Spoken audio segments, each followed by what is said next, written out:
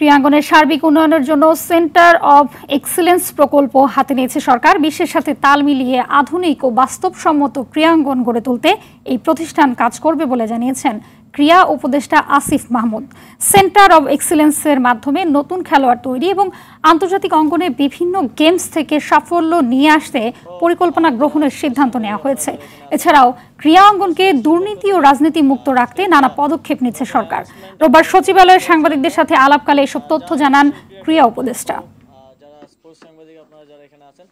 Centre of excellence স্লোগানে বাংলাদেশের প্রথমবারের মতো নির্মিত হতে যাচ্ছে বাংলাদেশ স্পোর্টস ইনস্টিটিউট। দ্রুততম সময়ে আমাদের এই প্রকল্প বাস্তবায়ন হবে এবং আমরা বিশ্বাস করি এদেশের ক্রীড়াঙ্গনের মানুষের জন্য আশীর্বাদ হয়ে আসবে Bangladesh sports institute centre of excellence.